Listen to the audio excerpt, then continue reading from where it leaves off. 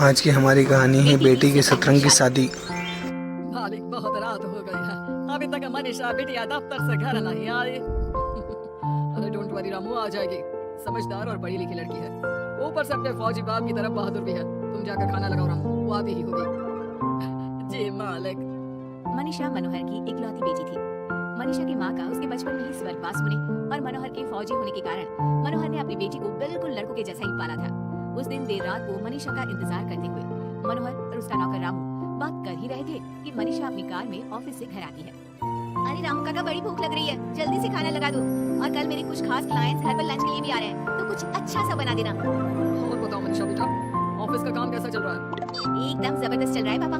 In fact कल की presentation में तो मैंने 2 करोड़ की डील फाइनल कर दी और अगले हफ्ते हमारी कंपनी नया प्रोडक्ट लॉन्च करने वाली है।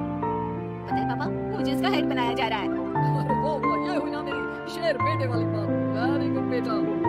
रामू उस घर में पिछले 28 साल से नौकरी कर रहा था, तो वो घर के सदस्य जैसा ही था। रामू मनीषा को चिढ़ाते हुए कहता है, मनीषा बिटिया, आप कल बाजार से थोड़ी सब्जियां लेकर आओगी? कल तो आपके दफ्तर की छुट्टी भी है। काका, मैं आपको अपना मोबाइल दे देती हूँ, आप ऑनलाइन सब्जियां मंगवा लेना, मैं पेमेंट कर दूंगी। वो क्या है कि मुझे घर के कामों से थोड़ी एलर्जी है। ठीक है बिटिया। 2 हफ्ते बाद मनोहर को उसके दोस्त किशन का फोन आता है। अरे मनोहर, हमारी मनीषा बेटी के लिए एक बहुत अच्छा रिश्ता आया है। लड़का इंजीनियर है दुबई में, तू कहे तो बात आगे बढ़ाऊं? हाँ, रिश्ते की बात तो आगे बढ़ा ही सकते हैं, लेकिन लड़के वालों की कुछ शर्तें भी तो होंगी ना, मतलब लेन देन वगैरह। अरे यार, लेन देन जैसी तो कोई शर्त नहीं है उनकी। बस लड़की पढ़ी लिखी और घरेलू होनी चाहिए, जो कि यहाँ इंडिया में अपने सास ससुर की सेवा करे और घर संभाल सके। अरे यार किशन, तू तो मनीषा को जानता ही है, पढ़ी लिखी और जिम्मेदार तो है वो, लेकिन घर के नहीं बाहर के कामों में मुझे नहीं लगता कि वो मानेगी, लेकिन फिर भी मैं उसे पूछ के बताता हूँ तुझे। मनोहर अपनी बेटी से उसके लिए आए रिश्ते की बात करता है और उसे लड़के वालों की शर्त के बारे में भी बताता है, जिस पर मनीषा कहती है, पापा आप तो जानते हैं ना कि मुझे घर के कामों में कोई इंटरेस्ट नहीं है और आपने मुझे पढ़ा लिखा के अपने पैरों पे खड़ा होना सिखाया। क्या इस दिन के लिए कि एक दिन मैं शादी करके किसी का घर संभालूं? ना ना, मुझे नहीं करनी शादी वादी, आप मना कर दो उन्हें। इतना कहकर मनीषा घर से बाहर चली जाती है। रास्ते में उसे उसकी फ्रेंड का फोन आता है, जो उसे बाकी फ्रेंड्स के साथ एक रेस्टोरेंट में बुलाती है। मनीषा जाना तो नहीं चाहती थी, लेकिन उस रिश्ते के बाद से हुए खराब मूड को बदलने के लिए वो चली जाती है। मनीषा और उसके दोस्त एक टेबल पर बैठे होते हैं कि उसकी नजर उसी रेस्टोरेंट में गिटार बजा रहे एक लड़के पर पड़ती है, जो मनीषा की फेवरेट धुन बजा रहा होता है। मनीषा झट से सारी बातें भूलकर उस गिटार की धुन में खो जाती है। थोड़ी देर बाद सब उस लड़की की परफॉर्मेंस पर तालियां बजाते हैं, तो मनीषा भी स्माइल करके तालियां बजाने लगती है। उसी शाम जब मनीषा घर जा रही होती है, तो उसे वही लड़का दिखता है जो रेस्टोरेंट में गिटार बजा रहा था। वो अपनी गाड़ी रोक कर उससे पूछती है कि हाय, तुम वही हो ना जो थोड़ी देर पहले रेस्टोरेंट में गिटार बजा रहे थे? I am so impressed with your talent. Actually वो मेरी फेवरेट धुन थी। जी थैंक यू, ये मेरा शौक भी है और इससे मेरी थोड़ी बहुत गुजारे लायक कमाई भी हो जाती है।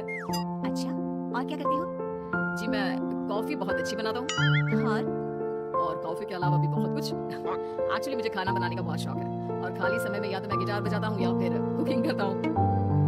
इसी तरह बहुत देर तक बातें करते करते दोनों एक दूसरे को अपना नंबर देते हैं और फिर धीरे धीरे पहले उनके बीच गहरी दोस्ती और फिर प्यार हो जाता है। फिर एक समय आता है जब दोनों शादी करने का फैसला करते हैं। मनीषा अपने पापा को गौतम के बारे में सब बताती है। मनोहर को गौतम बहुत अच्छा तो नहीं लगता, लेकिन अपनी इकलौती बेटी की खुशी के लिए वो हाँ कह देते हैं। दोनों की शादी हो जाती है। और अरे गौतम बेटा, क्या बात है, बहू रानी तो आते ही दफ्तर जाने लगी। सुबह जाती है, देर रात को आती है, और तू घर पे रहता है, तो घर भी तुझे ही तो संभालना पड़ता होगा ना अभी। जी आंटी जी, वो मेरा काम कुछ कम ही चल रहा है और घर चलाने के लिए किसी को तो दफ्तर जाना ही पड़ेगा ना, तो मनीषा ही चली जाती है और मैं घर पे रहकर सारा दिन करूँगा क्या, तो घर ही संभाल लेता हूँ। हाँ बेटा, कह तो तू सही रहा है, लेकिन समाज को क्या कहेगा?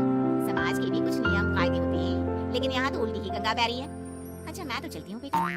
रात को मनीषा घर आती है तो गौतम उससे कहता है कि सुनो, आज हरलीन आंटी आई थी, कह रही थी कि आसपास के लोग बातें बनाने लगे हैं कि तुम मर्दों की तरह काम पे जाती हो और मैं औरतों की तरह घर संभाल रहा हूँ। हाँ, पर तुम तो जानती हो ना कि मैं शादी से पहले से जॉब कर रही हूँ, तो फिर अब अचानक से मैं खुद को कैसे बदलूं? एक काम करते हैं, तुम कुछ महीनों के लिए घर से ही ऑनलाइन सारा काम कर लो और हो सके तो घर के काम ट्राई भी कर लो और मैं बाहर जाकर अपने लिए पक्की नौकरी ढूंढता हूँ। मनीषा मान जाती है और फिर शुरू होती है उनकी नई दिनचर्या। ये लो गौतम, तुम्हारा नाश्ता, चाय और टोस्ट। ये टोस्ट है या किसी नक्शे का काला प्रिंट आउट? अरे मेरी माँ चाय में चीनी डालते हैं, नमक नहीं। ठीक है, मैं क्या करूँ? चीनी और नमक एक जैसे ही तो दिखता है ना। खाना है तो खाओ, वरना ऐसे ही जाओ। अच्छा तो तुम्हारी क्वालिफिकेशंस क्या है? क्या काम आता है तुम्हें? जी मैंने वैसे तो बीकॉम किया है लेकिन काम का कोई एक्सपीरियंस नहीं है। एक्चुअली मेरे पेरेंट्स ने जबरदस्ती मुझे ये डिग्री करवा दी थी। मुझे तो गिटार बजाना ही पसंद है सर। ठीक है मिस्टर बाबू, जब हमारी कंपनी को किसी गिटार परफॉर्मेंस की जरूरत होगी तब आपको बुला लिया जाएगा। फिलहाल के लिए आप जा सकते हैं। जॉब ना मिलने के दुख में मुख लटकाए गौतम घर आता है तो देखता है कि अरे ये क्या मनीषा, सारा घर बिखरा पड़ा है और ये किचन की ये हाल। अरे सब ठीक तो है ना? सब ठीक है गौतम, बस मुझे भूख लगी थी तो सोचा कुछ बना के खा लूं, लेकिन मुझे कोई सामान मिल ही नहीं रहा था और फिर पता चला कि गैस भी खत्म हो गई है और मुझे सिलेंडर बदलना नहीं आता। अच्छा क्यों ना हम बाहर से ही खाना मंगवा लें? हाँ अच्छा ये तो बताओ तुम इतने उदास क्यों लग रहे हो?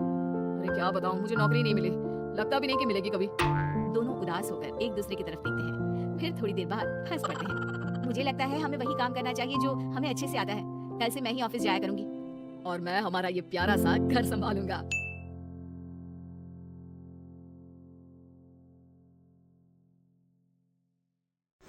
ऐसी वीडियो देखने के लिए प्लीज़ हमारा चैनल सब्सक्राइब करें, लाइक करें और शेयर ज़रूर करें। धन्यवाद।